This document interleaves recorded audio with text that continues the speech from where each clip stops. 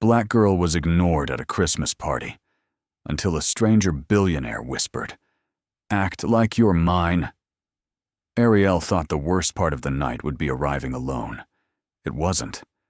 The worst part was realizing, after an hour of standing beneath glittering chandeliers and Christmas lights, that she could stand in the middle of a crowded ballroom and still feel like nobody saw her. She wasn't loud. She wasn't draped in designer labels. She was just a last-minute +1 in a simple red dress she'd saved months to buy, clutching her purse near the refreshment table and pretending the decorations were fascinating so she wouldn't have to admit how much the silence hurt. Every time she drifted near a group, conversations dipped, eyes slid past her, and polished shoulders turned with the same quiet message. "You don't belong here." She smoothed the fabric of her dress, swallowed her humiliation, and told herself she'd stay 15 more minutes before slipping out and calling it not her scene.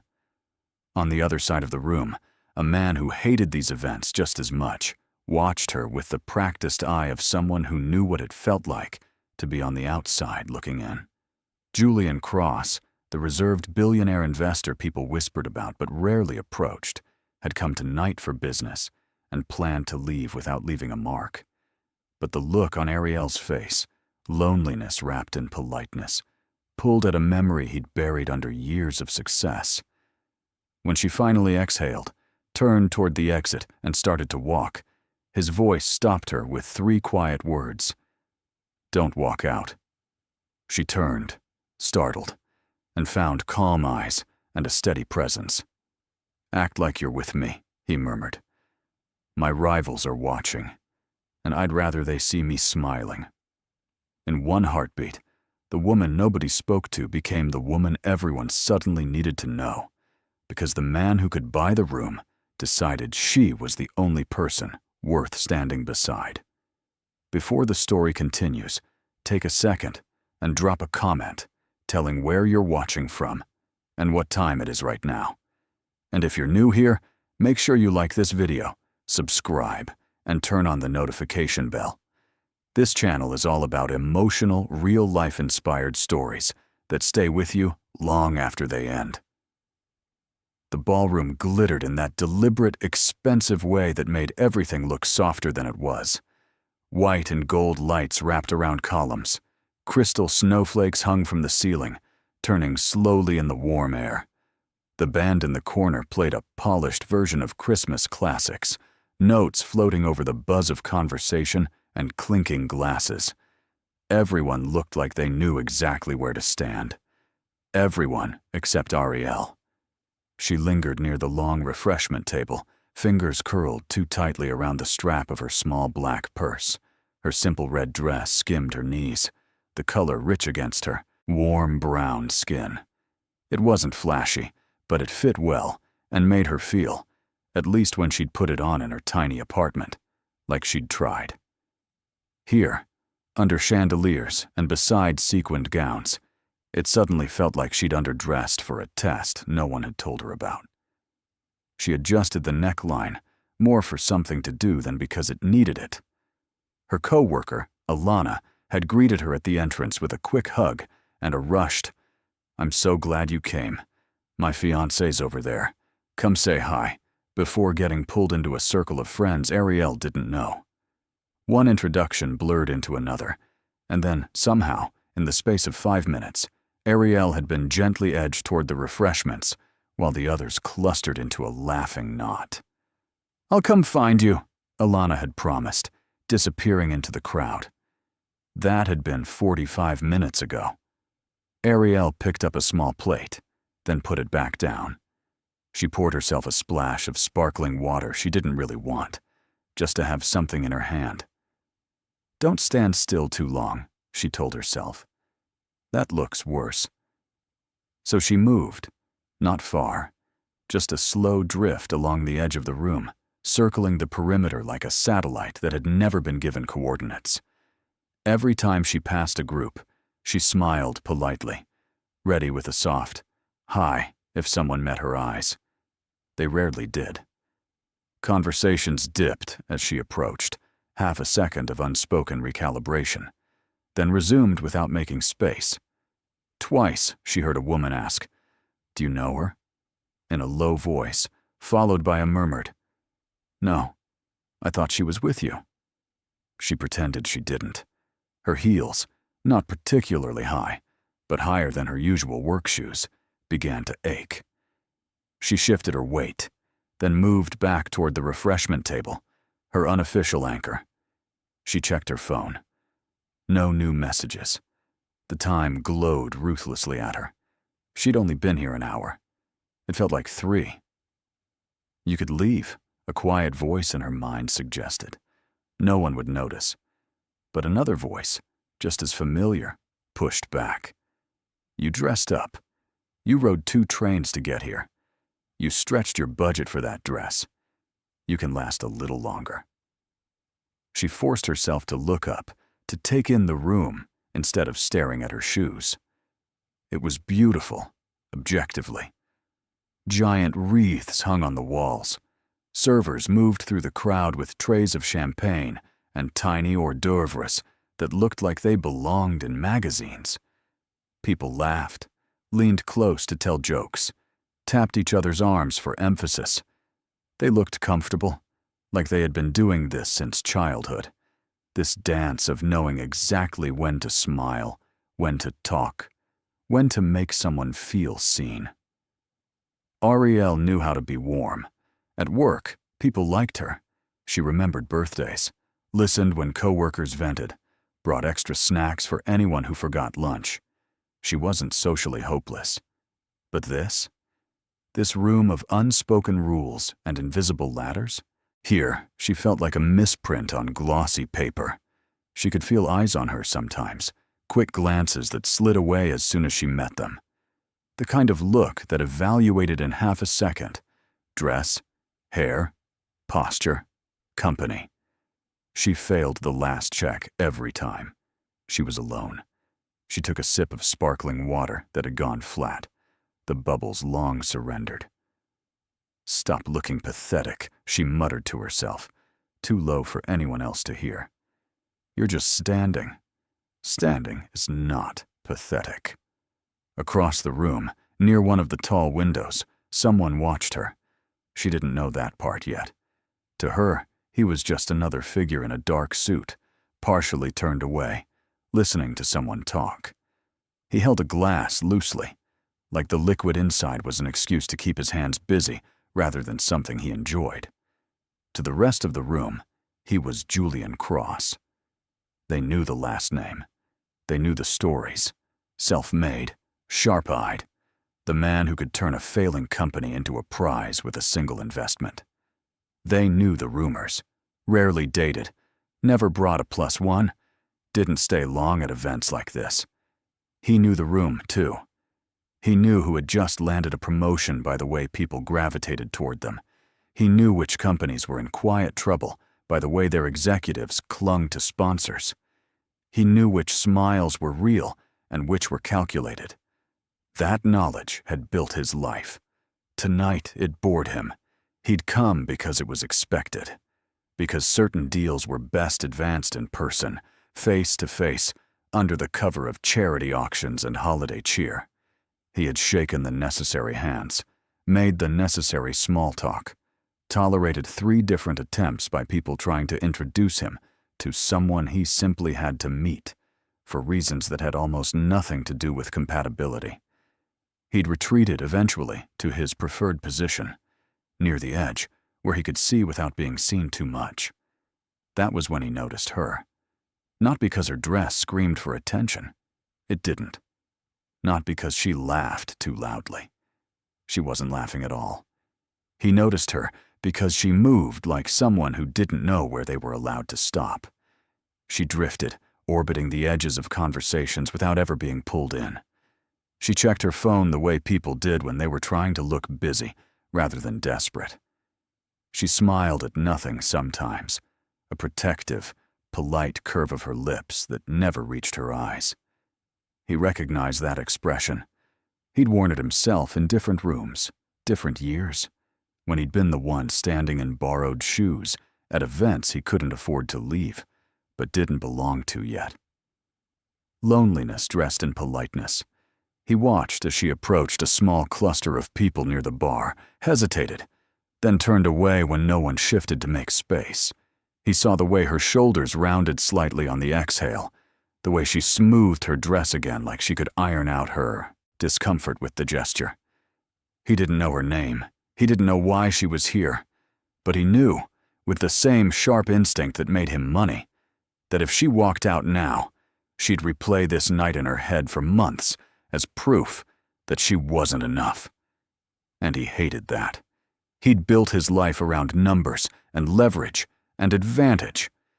But somewhere along the way, he'd promised himself that if he ever had the power to make someone feel less invisible in a room like this, he would. So when he saw her glance toward the exit, jaw tightening with the small, resigned determination of someone cutting their losses, he set down his glass. He crossed the room with the same steady stride he used in boardrooms. But there was no calculation in his eyes now. Just purpose. "Don't walk out yet." The words left his mouth before he'd fully planned the next sentence.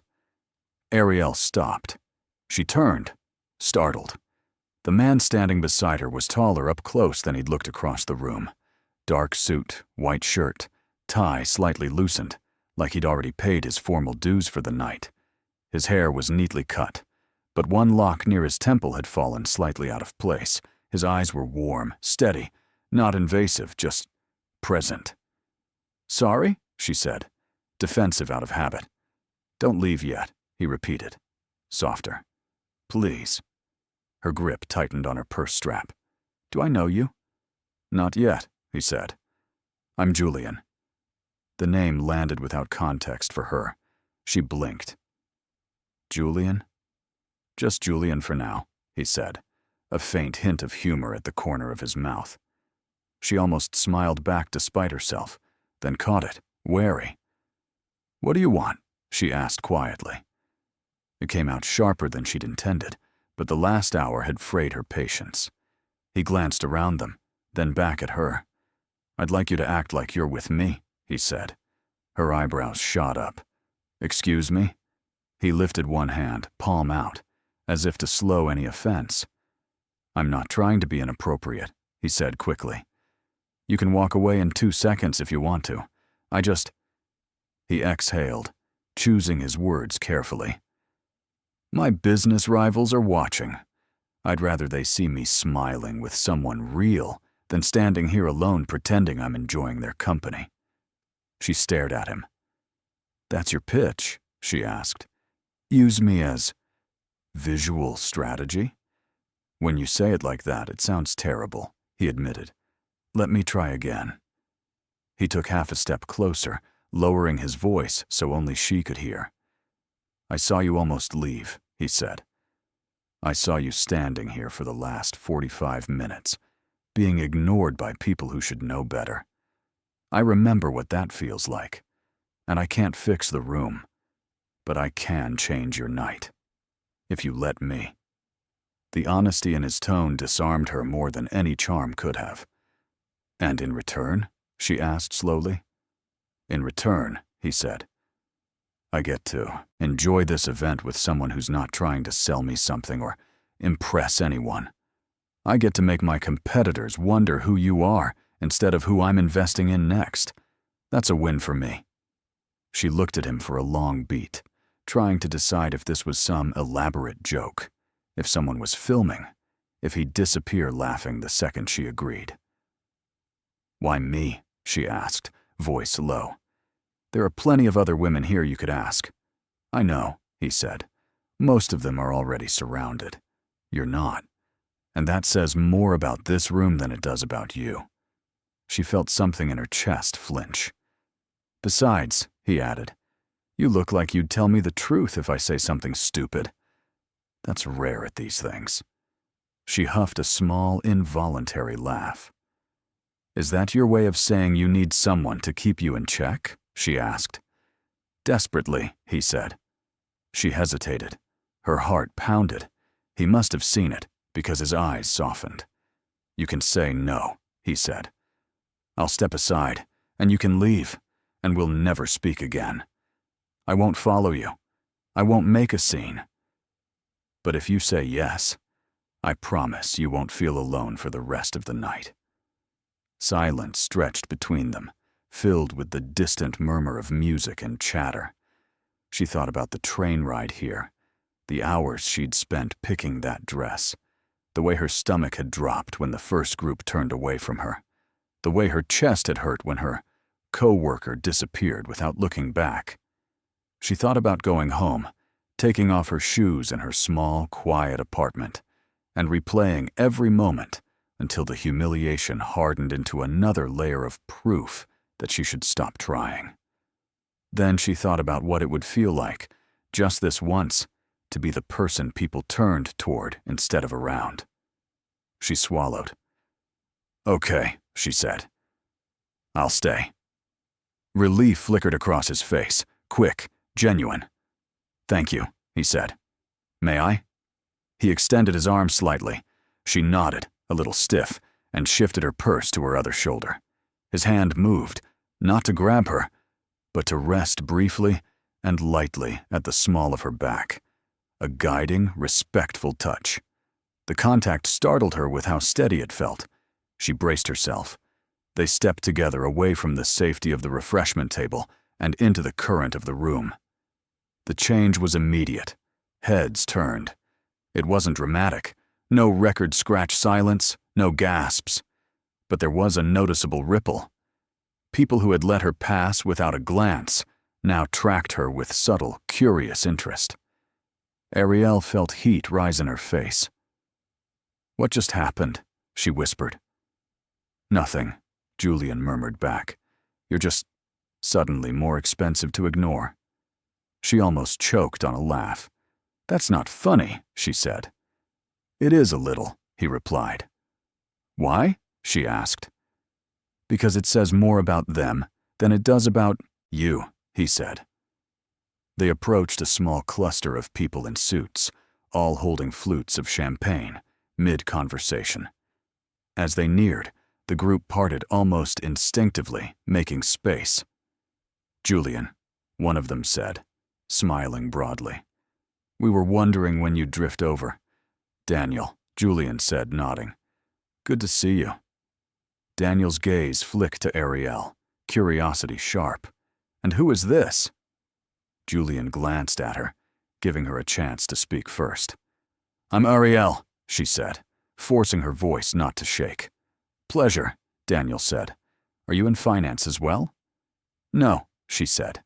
"I'm in project coordination, marketing firm." "Ah," he said, as if filing her into a lower drawer. "Well, that's creative." Julian's hand at her back pressed very slightly, not possessively, but in quiet solidarity. "Ariel keeps more moving parts together in a week than most of us do in a month," Julian said calmly. "You'd like the way she thinks." A few eyebrows rose. Ariel's heart stumbled. He didn't say she works in admin or helps out. He gave her credit, in front of people who took credit as a currency. Someone asked Julian a question about a recent acquisition, and the conversation shifted. He answered smoothly, as expected. But every few sentences, he turned back to include her. "And Ariel was just telling me about a campaign rollout," he said at one point, inviting her in. "The risk of launching during the holidays." All eyes moved to her. Her first instinct was to shrink. Her second was to remember that she knew what she was talking about. She'd spent 3 months on that campaign. She'd watched numbers, tweaked schedules, soothed a panicked client when initial engagement had dipped. So she took a small breath and spoke. "It wasn't the timing that scared me," she said. "It was the assumptions. Everyone wanted to do the same kind of messaging because that's what works in December. We almost missed a huge segment because no one wanted to imagine a different story." Daniel tilted his head, mildly surprised to hear a full sentence instead of a polite nod. "And did your different story work?" he asked, something like a test in his tone. "It did," she said. Because we stopped talking at people and started talking to them. A faint smile tugged at Julian's lips. The conversation shifted again, pulled by some other current. But a few of the group now looked at her differently, not as furniture, as a person. When they moved on, weaving through the room, Ariel let out a slow breath. "That was," she began. "Not nothing," Julian finished. "I know."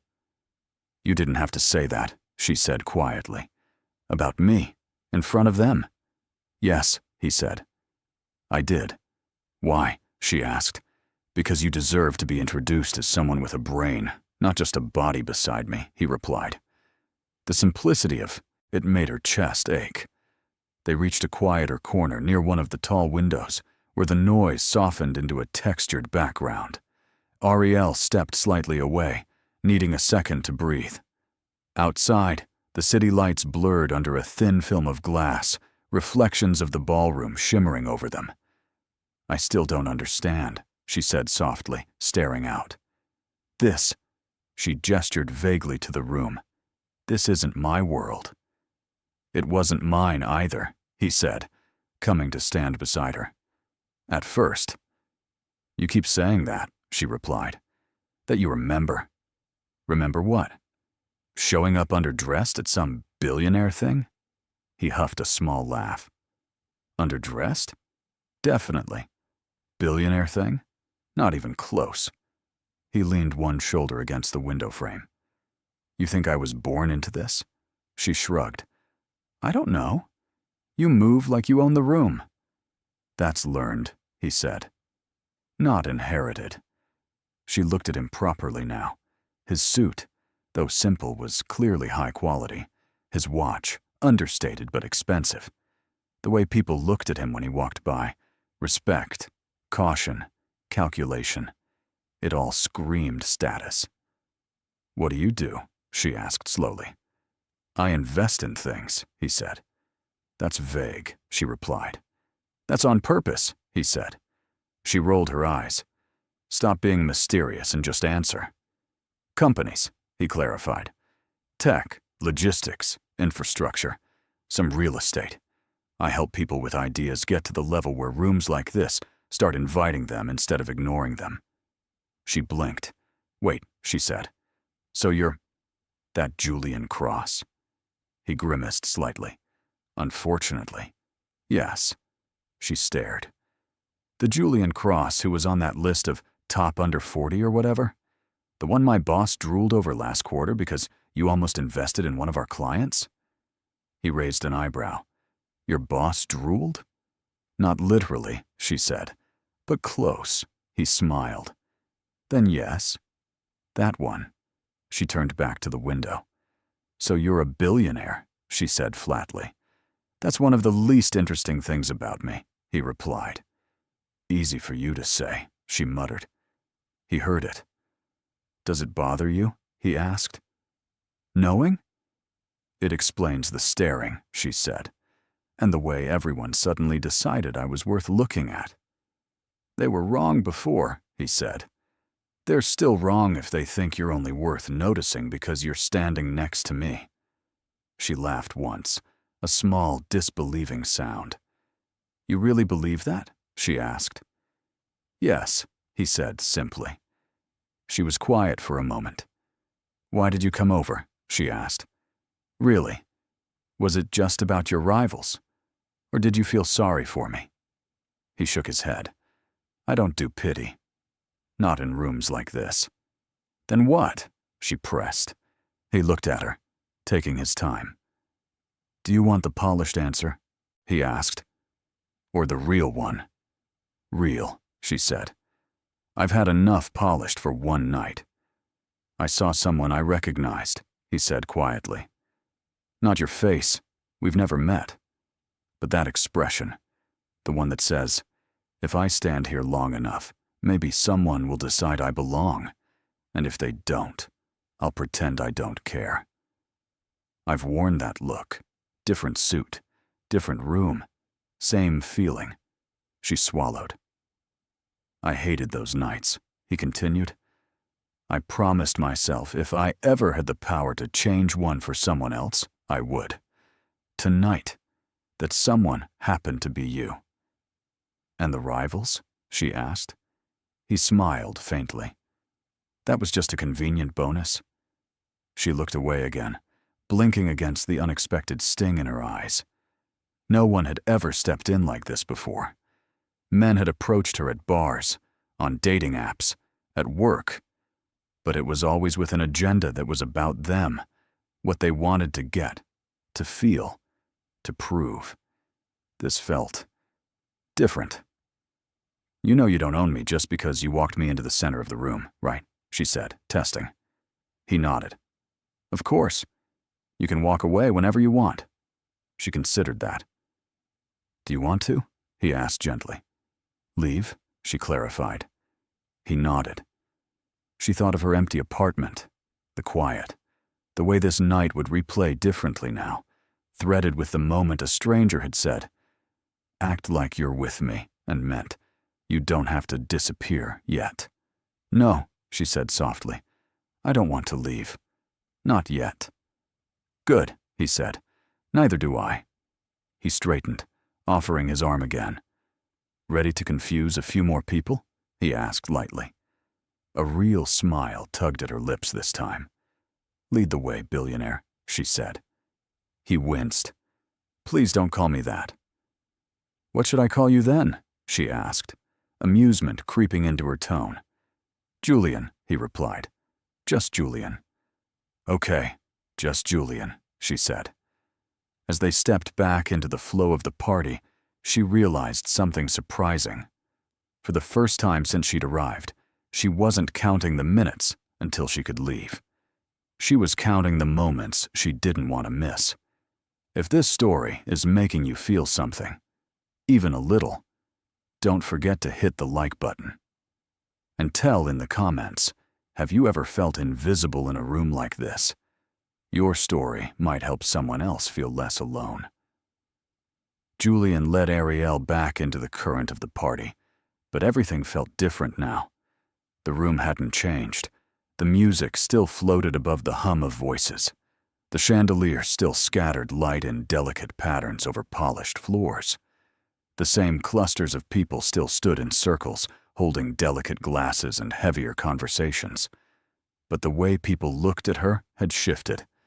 Some eyes were curious, some measured, some dismissive. Still, but not as confident in that dismissal as before. It was strange. She could feel their attention, like a new weight on her shoulders.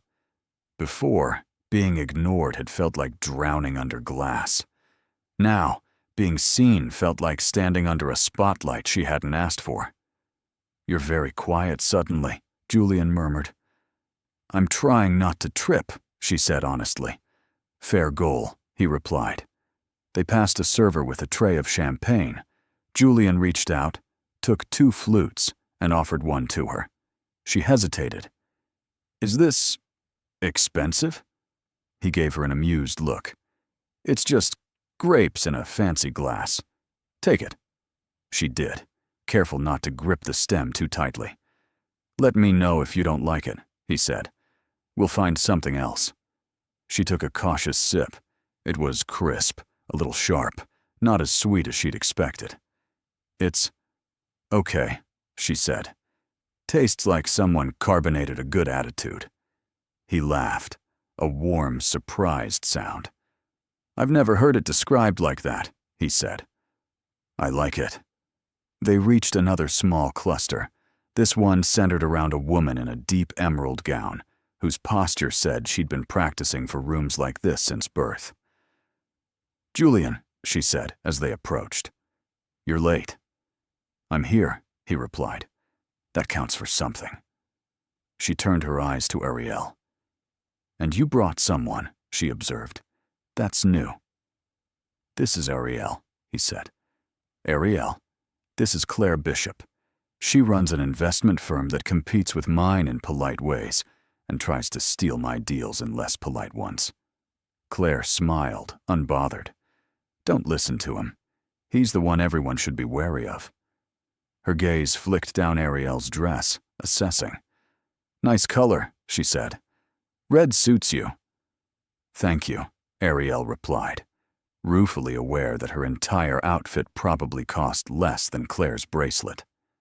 "So," Claire continued, "how did you two meet? Or am I not allowed to ask that yet?" "Blind luck," Julian said easily, "and an event where I was more bored than usual." Claire tilted her head. Interesting.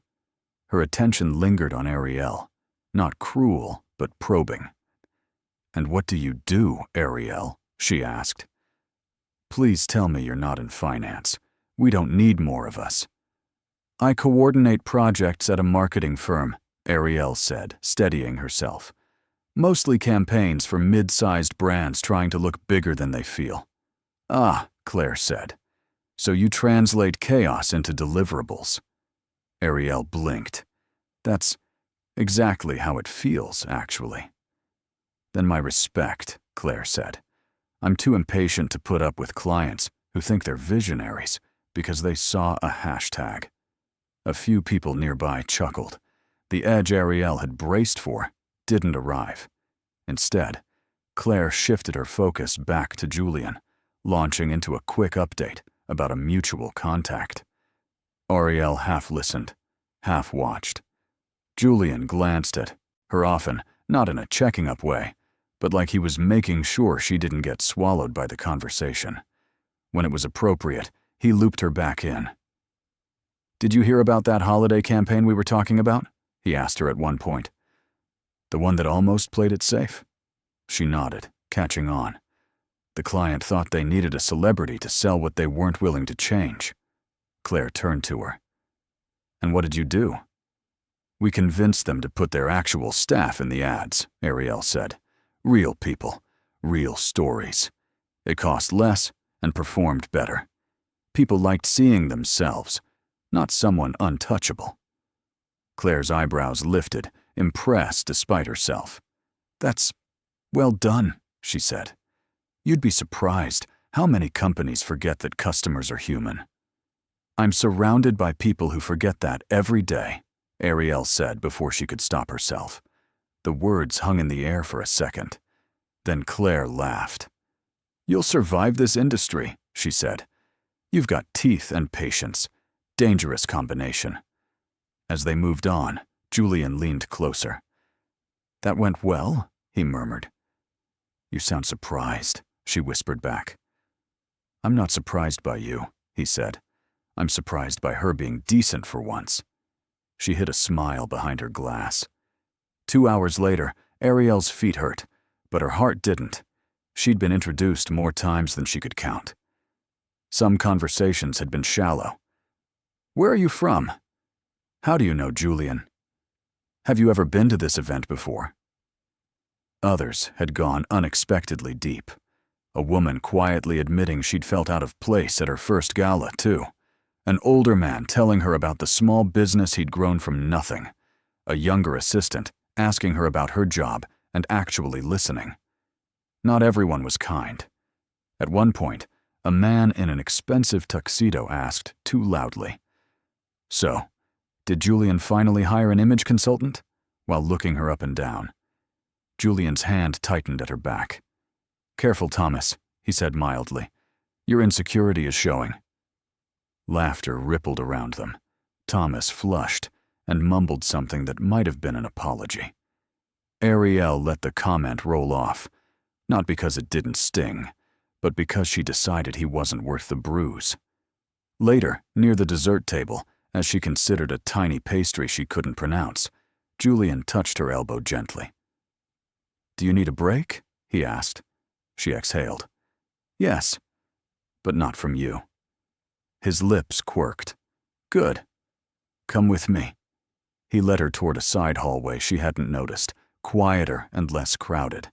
At the end, a set of glass doors opened onto a small terrace balcony. Cold air bit at her skin as soon as they stepped outside, but it tasted clean after the warm, perfumed interior. She wrapped her arms around herself. "Cold?" he asked. "A little," she admitted. Without a word, He slipped off his suit jacket and draped it over her shoulders. She protested automatically. "You'll freeze." "I run warm," he said. "I'm fine." She pulled the fabric tighter around herself. It smelled faintly like his cologne. Subtle, not overwhelming. Something fresh with a hint of spice. Below them, the city spread in a grid of light, streets glowing under street lamps and headlights. The muffled sound of traffic drifted up, mixing with the faint echo of music from inside. For a moment, neither of them spoke. Then Ariel said, "Thank you." "For the jacket?" he asked. "For tonight," she said. "All of it." He leaned on the railing with his forearms. "You don't have to thank me for treating you like you matter." "Most people don't bother," she replied. He tilted his head to look at her. "Most people are wrong." She looked down at her hands. "When I walked in," she said quietly, "I felt like the room had already decided what I was before I opened my mouth." "It probably had," he said. "Black girl," she continued. "Alone. Cheap dress. Nobody important." I could feel it in the way they looked through me. His jaw tightened. "I've been in rooms," she went on, "where being the only one like me wasn't just noticeable, it was the first thing people saw. Skin first, everything else later." He didn't rush to speak. "I keep telling myself not to feel it so deeply," she said. "To toughen up, to not let it get under my skin. But it does. Every time." "I know," he said. She looked at him sharply. "Do you?" "In a different way," he said. "I'm not going to pretend our experiences are the same. They're not. But I know what it's like to walk into a room and have people decide, in a second, that you're less. I know what it's like to feel like you have to work 3 times as hard just to be tolerated." She watched him, waiting. "I grew up far from rooms like this," he said. "Small town, small house. My parents worked shifts no one wanted. I went to events like this as the promising young entrepreneur once or twice. People would shake my hand, smile at my potential, but their eyes said, 'We'll see.' Some of them called me kid in front of CEOs. Some of them forgot my name but remembered my ideas just fine." "And now?" she asked. "Now," he said, "they remember my name. They pretend they always did. They invite me to things like this and call it an honor when I show up. But I don't forget the early days, or the looks." She nodded slowly. "So when I saw you standing there tonight," he said, "I saw a younger version of myself. Different battles, same loneliness." She swallowed. "And you decided to rescue me?" she asked, the word tasting half bitter. His eyes softened. "No. Rescue implies you're helpless. You weren't. You could have left. You would have survived. I just didn't want you to walk away with one more story about a room that confirmed your worst fears about yourself." "That I'm not enough," she whispered. "That you're too much for their comfort and not enough for their approval," he said. "Which is nonsense." She blinked hard. "You've known me for what? 2 hours?" she asked. "How can you be so sure?" "Because I've watched you," he said. "Not just tonight. I've watched similar versions of you in many rooms. I know what it takes to walk into a place that doesn't feel like it was made for you and still stand up straight. That deserves respect." She let out a shaky breath. "This is the part," she said, trying to lighten the moment, "where you tell me you have a secret contract for me to sign, and this was all a test." He smiled. "Do you want a contract?" "Not if it involves selling my soul," she said. "You don't need me for that," he replied. "Plenty of companies will offer you that deal." She laughed softly. They fell into a more comfortable silence. "Can I ask you something?" he said after a moment. "Depends," she said. "Is it going to make me cry again?" He smiled. "I'll try not to." Then yes, she said. Why did you almost leave when you did? He asked. What was the exact moment? She thought about it. There was a group near the bar, she said. 4 people. Laughing. I thought, maybe I could walk over, stand nearby, and someone would pull me in. Instead, they looked at me, paused, and turned their backs closer together. Like I was wind. His fingers curled loosely on the railing. And before that, she continued, I watched my coworker walk around this room like she'd been here 100 times. She didn't notice once that I wasn't beside her. It hit me that if I disappeared, no one would know I'd even come. He was quiet. So I decided to leave before I made it worse, she finished. Before I started dragging myself through it. I'm glad you didn't, he said. Because your rivals needed a diversion, she teased weakly. Because I did, he replied. I needed a reason to stay. That wasn't an empty conversation with someone pretending to care what I think. She looked at him. Is that all this is for you? She asked softly. A reason to stay? He took a second. No, he said. It started as that. Then it became something else. What? She asked. It became a chance to be myself, he said. Not the version they expect. The one who plays the game. With you, I don't feel like I'm performing. Her pulse skipped. You barely know me, she repeated. I know enough, he said. You're honest. You're observant. You're funny when you're not bracing for impact. You care about people. You think about how your presence affects a room, even when the room doesn't think about you. That tells me plenty. She looked away, embarrassed and oddly warmed. You don't have to say things like that, she said. I'm not saying them to impress you, he said. I'm saying them because they're true. She shook her head lightly, overwhelmed. He watched her for a moment, then changed tack. Do you want to dance? He asked. She blinked. Now? There's music, he said. You're in a dress. I'm in a suit. It seems like the next logical step. I'm not very good, she warned him. Neither are half the people in there, he replied. They just have more confidence. She hesitated. Is this part of the act? She asked. Make your rivals think you're in love with some mysterious woman? He was quiet for a beat. No, he said finally. This part is for me. Her breath caught. And if I say no? She asked. Then we stay out here, he said. Finish our drinks. Talk until you're ready to leave. No pressure. She waited. The idea of stepping into the center of the room with him, under all those watching eyes, made her stomach flutter.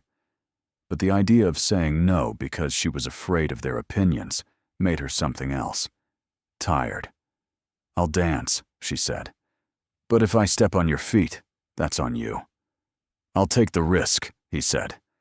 He opened the door back to the ballroom. Warmth and sound washed over them again. A slow song had started. Strings and soft piano. Something classic. The dance floor wasn't crowded, but several couples had moved into the center, swaying in practiced, pretty motions. Julian led her toward the edge. He turned to face her, offering his hand. She placed hers in it, trying to ignore the way her palm tingled. His other hand settled at her waist, gentle, careful. He waited for her free hand to lift and rest lightly on his shoulder. Comfortable? He asked.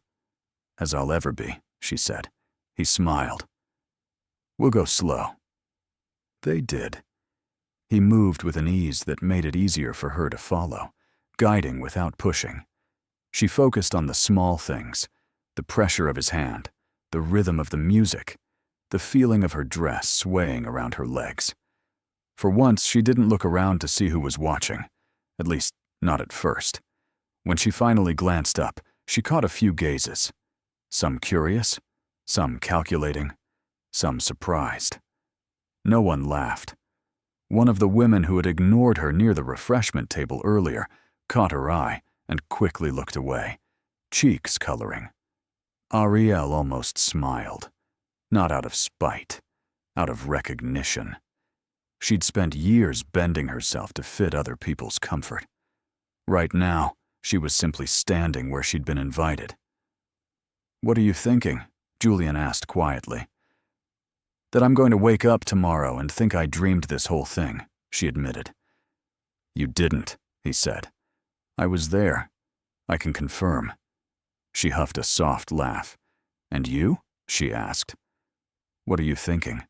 That I'm going to spend the next week explaining to people that, no, they cannot have your number," he replied.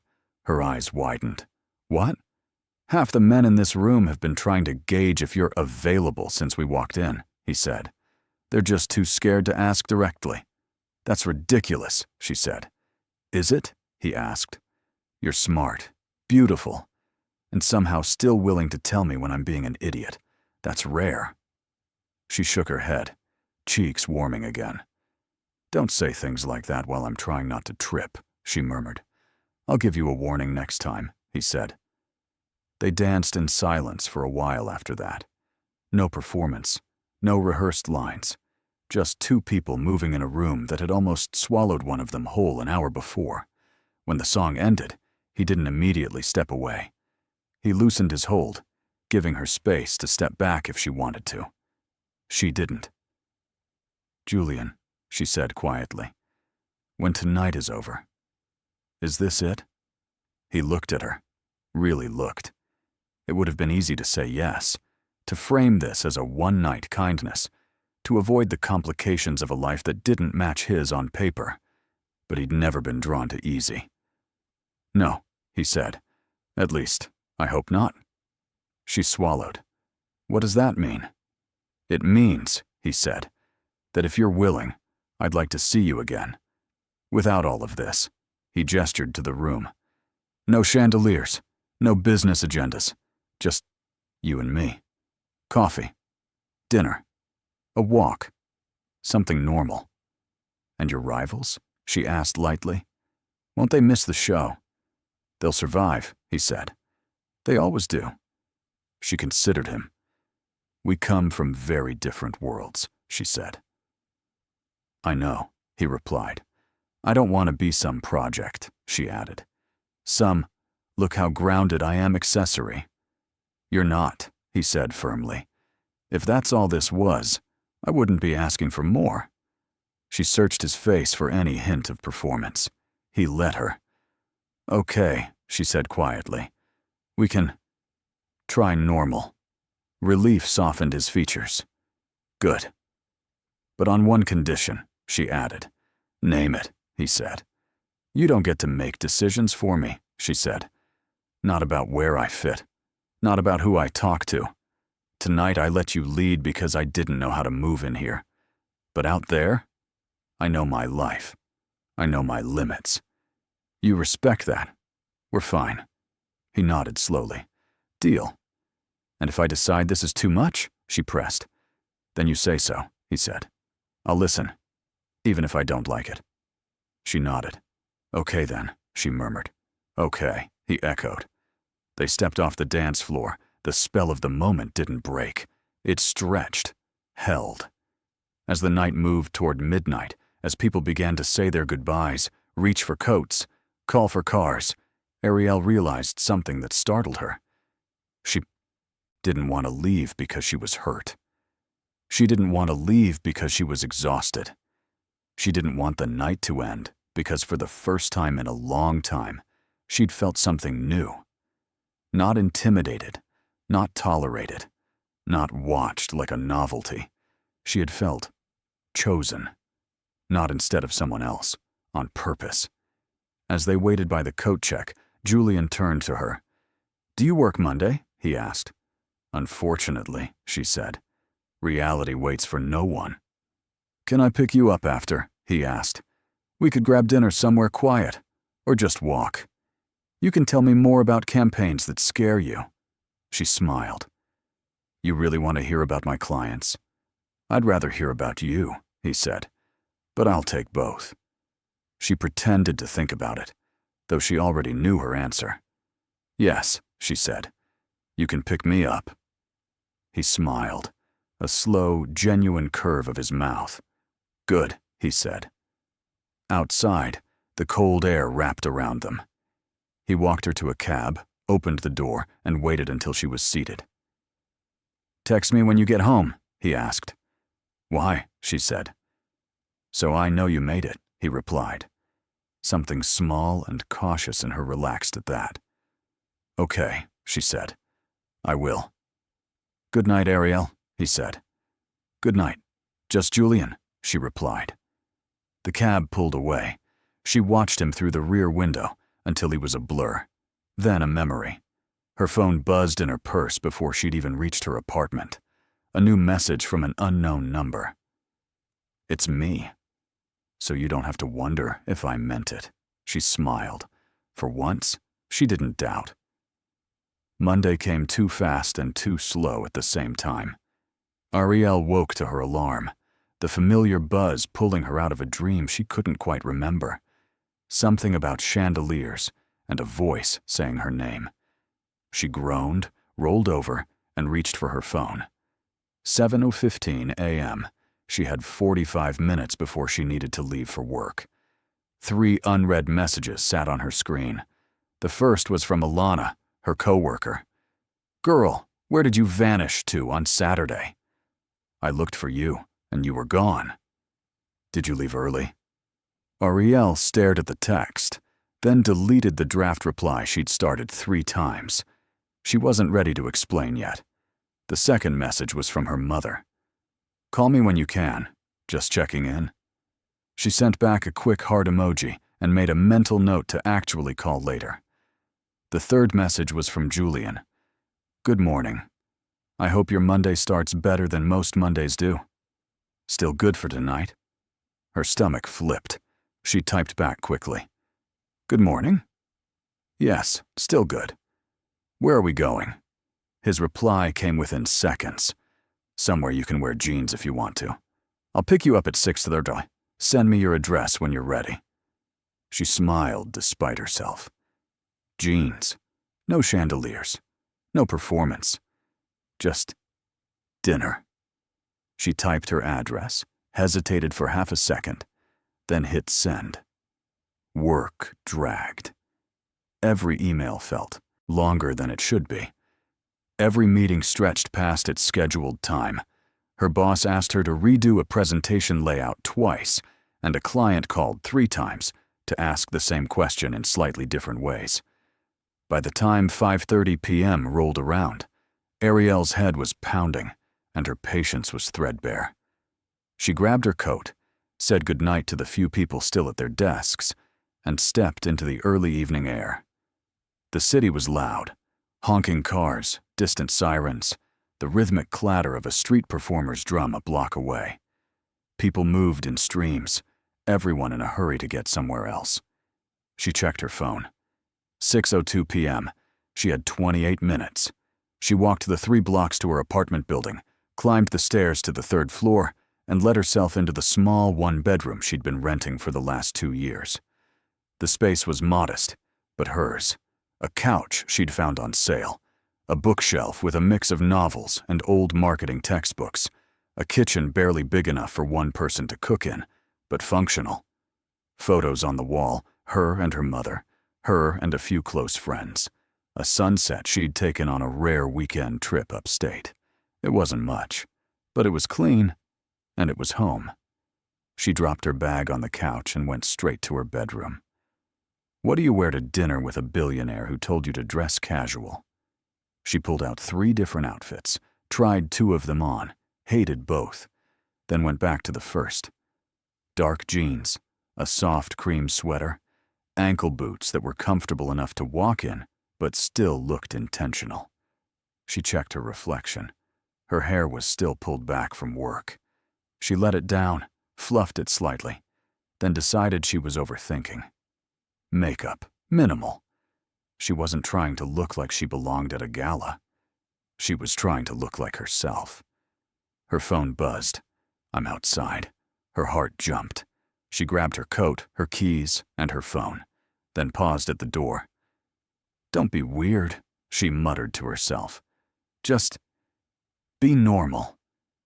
She locked up and headed downstairs. He was standing beside a car, not the sleek, expensive one she'd half expected, but something simpler. Clean.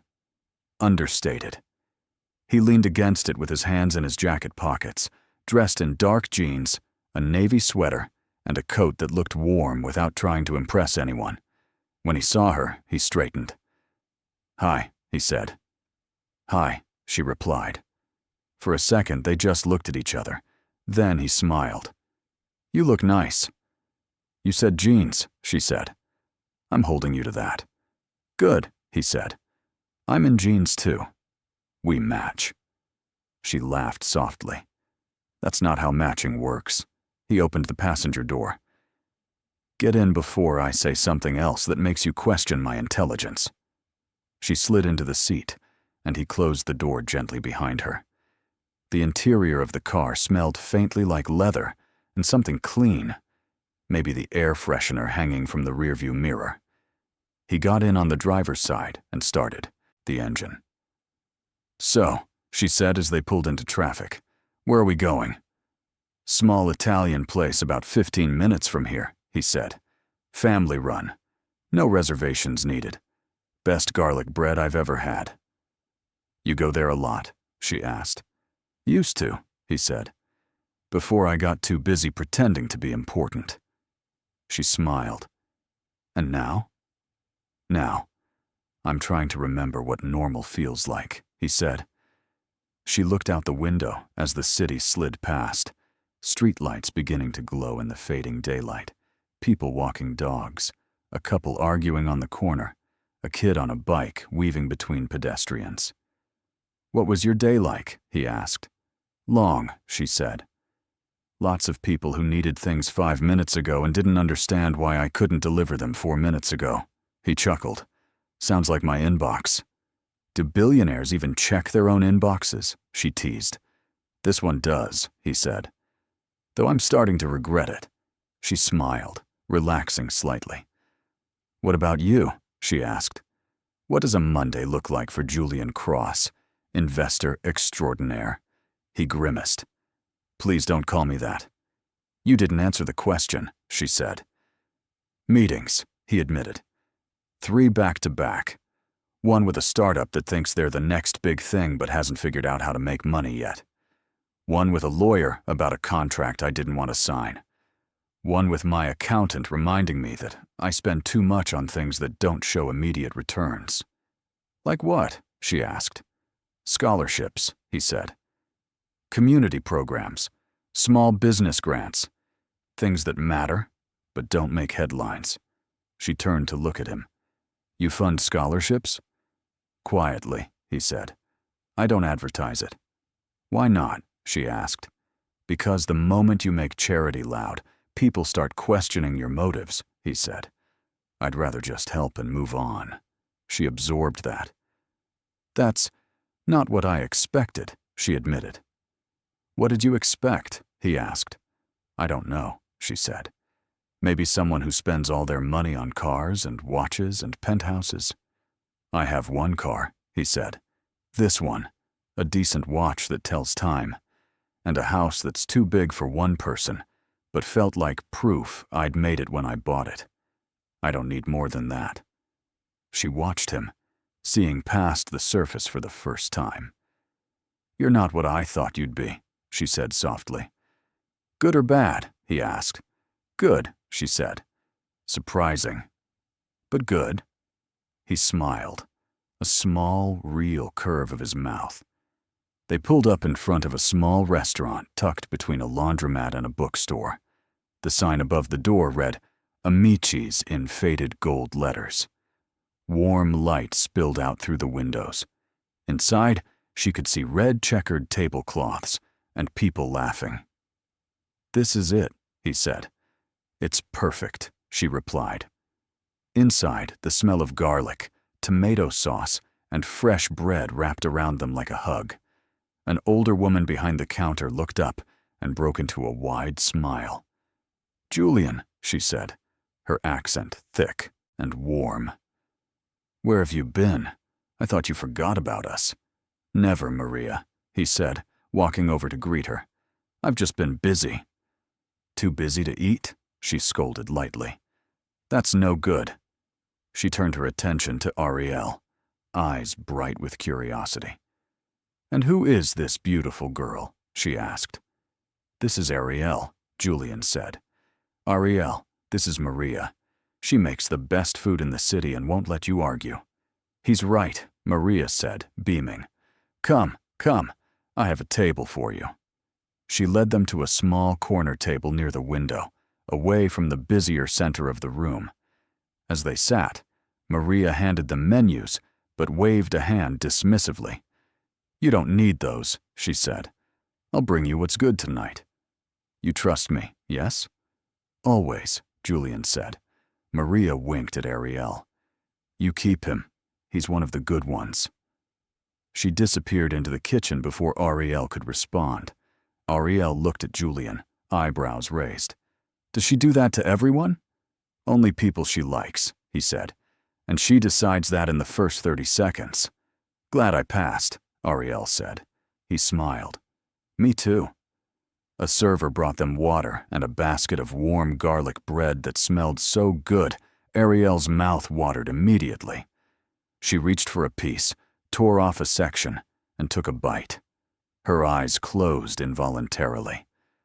"Okay," she said after swallowing.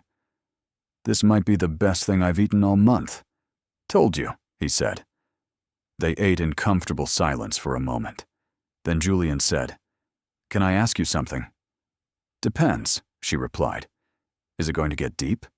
"Maybe," he admitted. She set down her bread. "Okay, go ahead." "Saturday night," he began. "When you were standing there before I came over, what were you thinking?" She looked down at her hands. "Honestly?" she asked. "Honestly," he confirmed. "I was thinking about how much I wished I'd never come," she said quietly. "How I'd spent money I didn't have on a dress that didn't matter, to go to an event where I'd be invisible. I was thinking about how tired I was of trying to fit into spaces that weren't made for me." He didn't interrupt. "I was thinking," she continued, "that maybe I should just accept that some rooms aren't for people like me, that I should stop hoping it'll be different and just stay where I'm comfortable." "Do you still think that?" he asked. She shook her head slowly. "Not as much. Saturday changed something." "What?" he asked. "It reminded me," she said, "that sometimes the problem isn't me, it's the room, and that if someone who matters sees you, the rest of them have to adjust." He held her gaze. "You matter, Ariel, with or without me in the picture." "I'm starting to believe that," she said softly. Maria returned with 2 plates, pasta in a rich red sauce, topped with fresh basil and parmesan, steam rising in delicate curls. "Eat," she ordered. "You're both too skinny." Ariel laughed. They ate, and the food was as good as promised. Rich, comforting, the kind of meal that made you forget to check your phone. Between bites, they talked about work, about families, about small dreams and big fears. Ariel told him about her mother, a woman who had worked 2 jobs to keep them afloat after her father left, about how she'd learned to be careful with money, with trust, with hope. Julian told her about growing up in a town where everyone knew your business, where ambition was met with suspicion, where leaving felt like betrayal until you made enough money that people called it success instead. "I don't talk about that much," he admitted. "People want the highlight reel, the wins. Not the years I slept on a friend's couch and ate ramen because I'd spent everything on a business idea that almost failed." "But it didn't," she said. "No," he agreed. "But it almost did. A lot." She watched him, seeing the cracks beneath the polish. "You're more normal than I thought," she said. He smiled. "Is that a compliment?" "Yes," she said. "I think it is." After dinner, they walked. The city had cooled, and the streets were quieter now. Shops were closing, their lights dimming one by one. A few cafes still glowed warmly, people inside nursing the last of their drinks. They didn't have a destination. They just moved, side by side, close enough that their arms brushed occasionally. "Can I ask you something now?" she said. "Fair's fair," he replied. "Why me?" she asked. "Out of everyone at that party, why did you walk over to me?" He thought about it. "Because you looked like I felt," he said finally. "Alone in a crowded room, trying to convince yourself you didn't care. I recognized it." "And that was enough?" she asked. "No," he said. "What made me stay was everything after. The way you didn't shrink when people tested you. The way you were honest instead of polished. The way you looked at me like I was just a person, not a bank account." She smiled despite herself. "You are just a person." "To you, maybe," he said. "To most people, I'm a transaction waiting to happen." "That sounds lonely," she said. "It is," he admitted. "Which is why I don't want to lose this." She stopped walking. He stopped too, turning to face her. "Julian," she said carefully, "I'm not trying to be difficult, but we come from very different places. Your world is boardrooms and galas, and people who measure worth in zeros. Mine is bus rides and budgets, and hoping my paycheck clears on time." "I know," he said. "I don't want to be the grounded girlfriend you show off to prove you're still human," she said. "I don't want to be a story you tell at cocktail parties." "You won't be," he said firmly. "I'm not asking you to be anything but yourself." "And when your world judges me for that," she asked. "Then I'll judge them back," he said, harshly. She searched his face. "This scares me," she admitted. "Me too," he said. "But you still want to try?" she asked. "Yes," he said. "Do you?" She let the question sit for a moment. Then she nodded. "Yes, but slowly?" "Slowly," he agreed. They started walking again. A few blocks later, they reached her building. She stopped at the steps. "Thank you," she said. "For tonight. For all of it." "Thank you for giving me a chance," he replied. She hesitated, then stepped closer and kissed his cheek. Quick, soft, over, before he could react. "Good night, Julian," she said.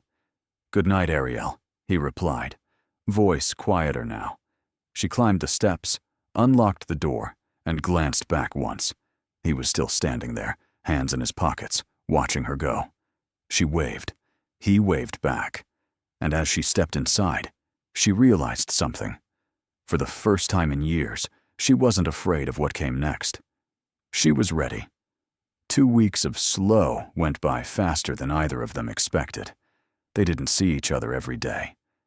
Some nights, Ariel went straight home after work, too tired to do anything but heat leftovers and fall asleep with the TV on. Some nights, Julian worked late, caught up in negotiations that stretched into time zones that didn't care about his personal life. But there were messages. "How was your meeting? Send me a picture of the worst slide in the deck you had to sit through today. I walked past a bakery that smelled like that garlic bread from Amicis and thought of you." There were calls, 10-minute check-ins that turned into an hour without either of them noticing. And there were dates, some simple, coffee on a Sunday afternoon, a walk through a park where kids screamed with joy on the swings while they talked about everything and nothing. Some quieter, a late dinner at his place where he attempted to cook and nearly set off the smoke alarm, laughing as she took over and showed him how to salvage a pan of almost burnt chicken. One Friday night, she found herself sitting on his couch, legs tucked under her, watching a movie she'd already seen twice, more interested in the way his arm rested along the back of the couch behind her than in the plot. Halfway through, he paused the movie. "What are you doing?" she asked, amused. "The best part is coming." "I know," he said. I wanted to see your face when it happens, not the screen. Her chest did that strange, tight ache again. You're dangerous, she murmured. In what way? He asked. In the, I'm going to get used to this way, she said. And that scares me. He took a slow breath. We can talk about the fear, he said. We don't have to pretend it's not there. She watched him, the serious set of his mouth, the softness in his eyes. Not tonight, she said quietly. Tonight? Can we just be? His expression eased. We can just be, he said. He unpaused the movie. She leaned a little closer. He didn't move away. The first crack between their worlds came through a phone screen. It was a Tuesday. Ariel was at her desk, catching up on emails, when her coworker Malik leaned over their shared divider with wide eyes. Yo, he whispered. Why are you on my Explore page? She looked up, frowning. What? He turned his phone around. A photo filled the screen, grainy, taken from a distance, but unmistakable. Her, in the red dress, standing on the dance floor, hand in Julian's, eyes lifted toward him in a way that made her stomach flip to see. The caption beneath it read, Spotted. Elusive investor Julian Cross with a mystery date at the Kingsley Gala. New woman? Or new strategy? Her mouth went dry. Where did you get that? She asked. It's everywhere, Malik said. Finance gossip pages, event hashtags. People have been speculating all week. I didn't know it was you. You didn't say anything. She stared at the screen. Dozens of comments scrolled under the post. Finally, he shows up with someone. She's pretty but doesn't look like old money. Interesting. About time he stopped acting married to his work. Wonder what she does. PR move? Her heart pounded. It's not that serious, Malik said, misreading her silence. I mean, okay, yeah, they're thirsty in the comments, but nobody at the office is talking about it. I'm literally the only one who noticed it's you.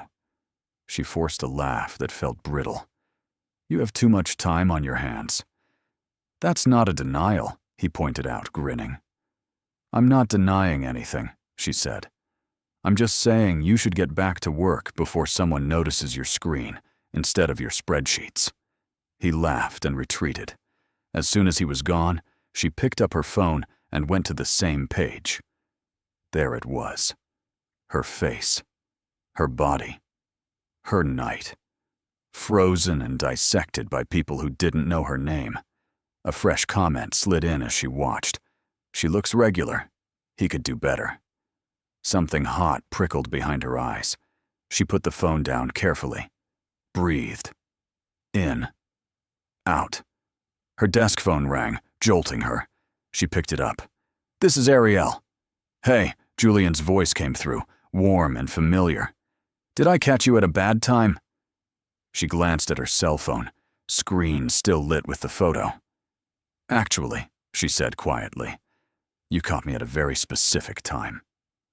There was a brief pause. You saw it, he said. It wasn't a question. Apparently, we're news, she said, trying for lightness and landing somewhere closer to strained. I'm sorry, he said immediately. Did you post it? She asked. No, he replied. Then you don't need to apologize, she said. He exhaled. People have been sending it to me all morning, he said. I was about to call you when you picked up. She swallowed. How bad is it? It's noise, he said. Gossip accounts filling the void. It'll move on to the next thing in a day or two. Easy for you to say, she murmured. You're used to being in those conversations. I don't like it any more than you do, he said. I've just had more. Practice pretending it doesn't matter. Her fingers tightened around the receiver. Ariel, he said, his voice gentler. Talk to me. What are you feeling right now? Exposed, she said honestly. Like a guest who overstayed and didn't realize everyone was watching. They're watching me, he corrected. You just got caught in the beam. I'm the one they're calling regular, she said, the word bitter on her tongue. He didn't ask how she knew. You were never going to stay invisible, he said softly. Not if I kept seeing you. I liked being invisible, she said. It hurt, but it was safe. This feels like being under a microscope I didn't agree to. I understand, he said. If you want me to make a statement, I can. Say what? She asked. That I'm nobody's business? That they should stop commenting on a woman they don't know? That you're important to me, he said. That this isn't a story they get to write. Her throat tightened. And if you say that, she whispered, they'll just speculate harder. They'll dig. They'll want to know everything about me. Where I'm from. What I do. How much I make. What I bring to the table. He was silent. I don't want my life picked apart for sport, she said. I don't want my mother seeing this and thinking I'm in over my head. Have you told her about me? He asked carefully. Not yet, she admitted. I was waiting until I knew if this was real. Is it? He asked. The question hung there. Yes, she said quietly. It feels real. That's what scares me. He let that sit for a moment. I can't control what they post, he said finally. I can't shut down every comment section. But I can control how I show up. I can control how I stand next to you when the whispers get louder. I meant what I said in that ballroom. I won't let you go through this alone. A long breath left her.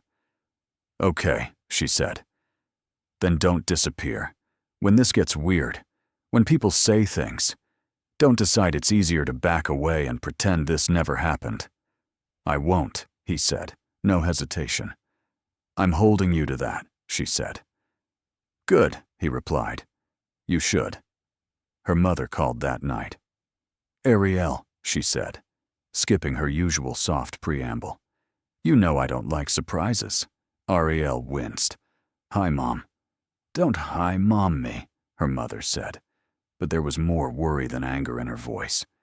Do you know how it feels to see your child's face on someone else's phone before she says a word to you?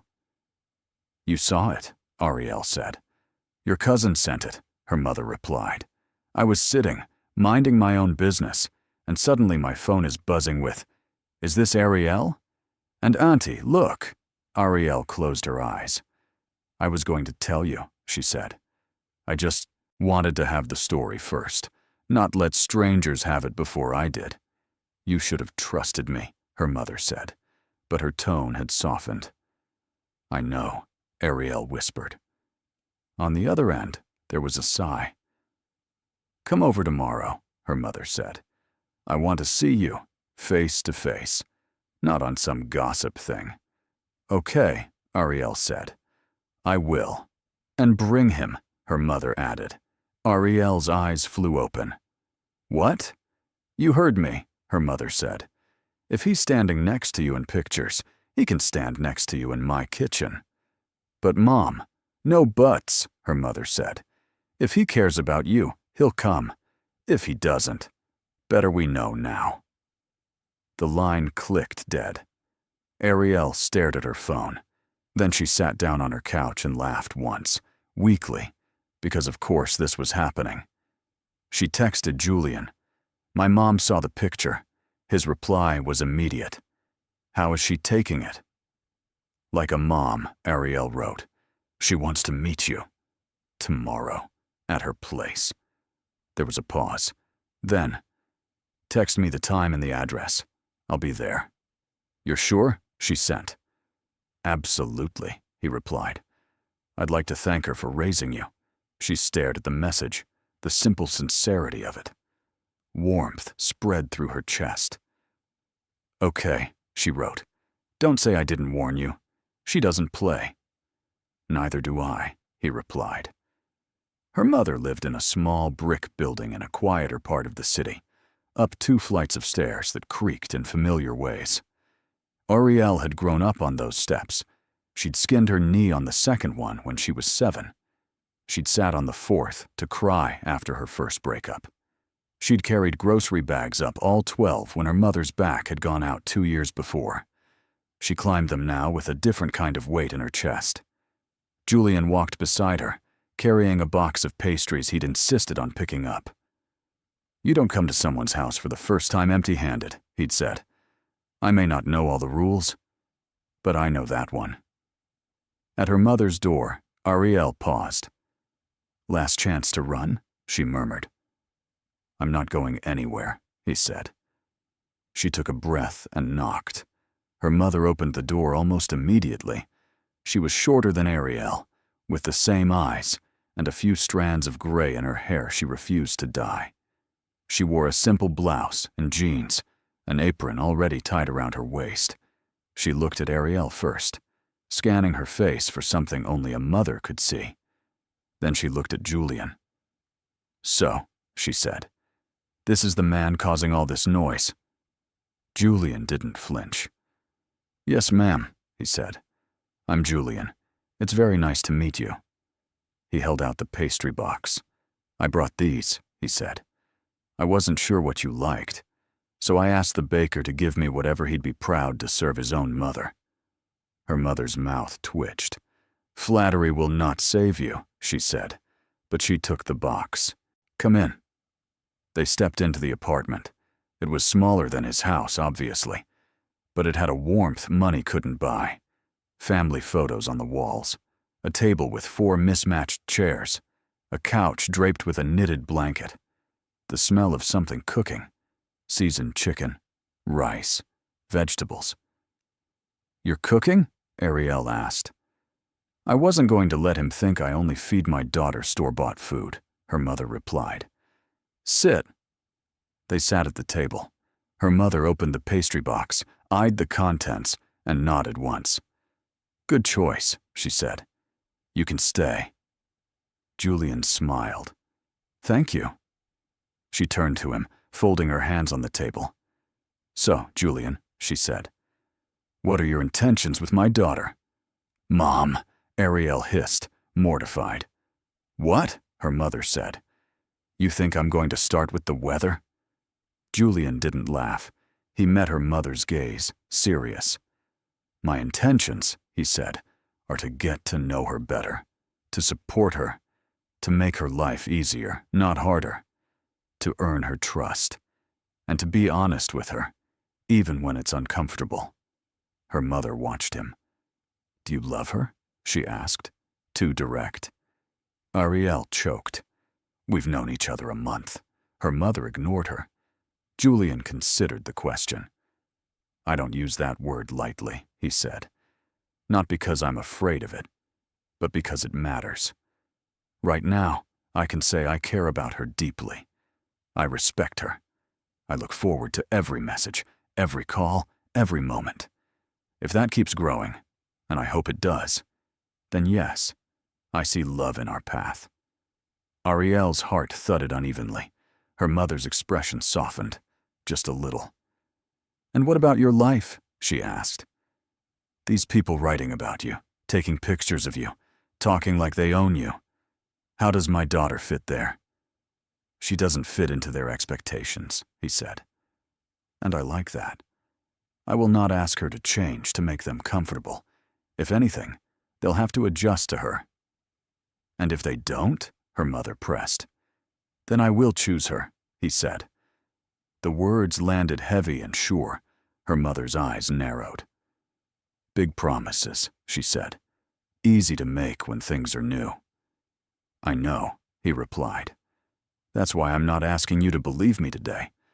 I'm asking you to watch what I do." Her mother held his gaze for a long moment. Then she nodded once. "Good," she said, "because my daughter has survived a lot with very little. I will not watch her break herself trying to hold on to someone who drops her the first time things get difficult." "You won't have to," he said quietly. Her mother looked at Ariel next. "You like him," she said. It wasn't a question. Ariel felt her cheeks warm. "Yes," she admitted. "I do." "He makes you smile different," her mother observed. Ariel blinked. "You can see that? A mother sees everything," she said. "Now both of you wash your hands. Food is ready." They obeyed. As they ate, the conversation eased. Her mother asked Julian about his family, his work, his hometown. She asked normal questions too. Favorite food, worst haircut, first job. He answered all of them, sometimes with humor, sometimes with quiet honesty. At one point, he said something that made her mother laugh. A real laugh, not the polite one she gave to people she didn't trust yet. Ariel watched them, a strange mixture of disbelief and relief swirling inside her. When they finally left, full and carrying containers of leftovers her mother insisted they take, her mother pulled Ariel into a hug at the door. "He's not what I expected," she whispered. "Is that good or bad?" Ariel whispered back. Her mother smiled faintly. "Good. For now. Don't stop using your eyes. But you can rest them a little." Tears pricked at Ariel's eyes. "Okay," she said. In the hallway, Julian exhaled like he'd just finished a major negotiation. "How do you feel?" he asked. "Like I just watched my mother interview the CEO of my love life," she said. He laughed, the sound bouncing softly off the walls.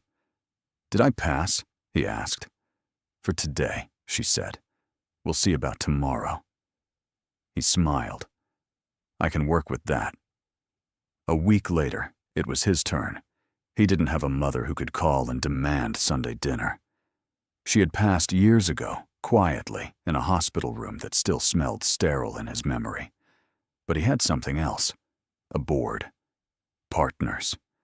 People who thought they understood him because they knew his portfolio. They didn't know him. Not really. But they were about to meet a piece of his life they had never imagined. "Are you sure about this?" Ariel asked, as they rode the elevator up to the top floor of his office building. "No," he said honestly. "But I'm doing it anyway." She adjusted the simple black dress she'd chosen. Professional, not flashy. "This isn't a gala," he'd told her when inviting her. "It's a year-end review. More numbers. Fewer cameras. You don't have to come. But I want you there. Not as a prop. As my person." She'd taken a night to think about it, then said yes. The elevator doors opened onto a sleek lobby, with floor-to-ceiling windows that looked out over the city. His assistant, Dana, greeted them with a warm smile. "Ariel," she said, "it's nice to finally meet you properly. He's been insufferable since the gala." Ariel laughed, nerves easing slightly. "Insufferable how?" "Smiling at his phone," Dana said. "Coming in late because he had somewhere important to be. Asking me how long I think normal people's workdays should be." Julian frowned. "I did not ask that last part." "You implied it," Dana said. "Either way, I approve." She handed Ariel a visitor badge. "Come on," Julian said. "They're waiting." They walked into a glass-walled conference room. Men and women in suits sat around a long table, papers and tablets in front of them. Conversations dipped as Julian entered. "Julian," one of the older men said, "we were wondering when you'd—" He stopped when he saw Ariel. Julian stepped aside, placing a hand lightly at the small of her back. "I'd like you all to meet Ariel," he said. "She's with me." The words were simple. They were also a line in the sand. Some faces flickered with surprise, some with curiosity, one or two with something like disapproval. Ariel felt their assessments like a physical thing, but she also felt Julian's hand at her back, steady. "Nice to meet you," she said, her voice even. A few people murmured greetings. The older man who'd spoken first cleared his throat. "Well," he said, "it's good to finally meet someone who can tolerate him." Light laughter broke the tension. Julian guided her to a seat near his and pulled the chair out for her. He didn't ask if she wanted to stay. He assumed she did. She appreciated that. The meeting began. Numbers, projections, discussions of risk and reward. Ariel listened, trying to follow, catching more than she expected, given how different her work usually was. When someone mentioned a planned rebrand for one of their companies, she perked up. "They're hiring an agency to manage it," a woman across the table said. "We want them positioned as more approachable without losing authority."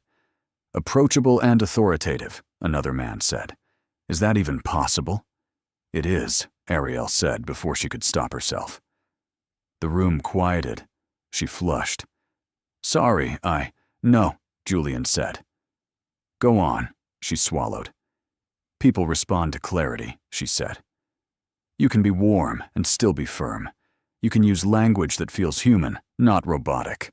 The problem is when brands try to sound like they're lawyers instead of their customers." "Who do you work with again?" the woman across the table asked, genuinely curious now. "Mid-sized firms," Ariel said. "I'm in project coordination, not strategy. But I see what lands and what doesn't.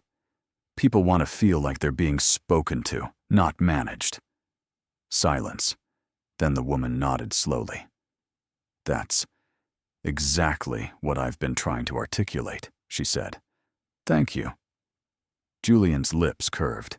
He didn't say, "I told you she was smart." He didn't have to. It was in the way he looked at her. After the meeting, as people rose and gathered their papers, one of the board members, Daniel, the same man who'd made a snide comment at the gala, approached them. "So," he said, smiling in that way that didn't reach his eyes. "Ariel, looks like you're sticking around." Ariel smiled politely. "It appears so." He glanced at Julian. "Bold move, mixing business and your personal situation." "This isn't a situation, Daniel," Julian said. "It's my life." Daniel's smile tightened. "Of course," he said. "Just be careful. People talk. They'll say you're distracted, or that she's a influence." "A good one," Julian said. "If they say that, they'll be right." Daniel's eyes flicked to Ariel, then back to Julian. "Well," he said. "Good luck." He walked away. Ariel let out a breath she hadn't realized she'd been holding. "Are you sure I should be here?" she asked quietly. "I don't want to ruin anything for you." "You're not ruining anything," he said. "If anything, you're making me better at choosing what matters." "You're risking your reputation," she said. "I built my reputation," he replied. "I can afford to spend it on something real." She looked at him, that same mix of fear and awe stirring inside her. "This is a lot," she whispered. "I know," he said. "Do you ever regret walking across that ballroom?" she asked. "Not for a second," he replied. She took a breath. "Okay," she said. "Then I won't regret saying yes." He smiled. "Good," he said, "because I'm not planning on going anywhere." Later that night, back in her apartment, Ariel sat on her couch, legs tucked under her, phone in her hand. The story that had begun with being ignored at a Christmas party had turned into something she hadn't dared to write for herself. She opened her messages. "Thank you for coming today," Julian had written. "It meant more than you know," she typed back. "Thank you for letting them see me. All of me. Not just as a prop." His reply came quickly. "I didn't let them. You took that space yourself. I just moved the chair." She smiled, tears suddenly stinging her eyes. "This is still scary," she wrote. "But I'm willing to keep being scared with you." There was a pause. Then we'll be scared together. And seen together. That's all I want." She set the phone down, leaned back, and closed her eyes. The girl who had stood alone by the refreshment table, ready to leave, would not have believed this was possible. But that girl had stayed, had taken a risk, had said yes when a stranger whispered, "Act like you're mine." And now, she wasn't acting. She was choosing, and he was choosing her back. Again, and again. In rooms that ignored her, in rooms that watched her, and in the quiet spaces in between, where love grew, not in grand gestures, but in the simple, steady act of showing up and refusing to look away.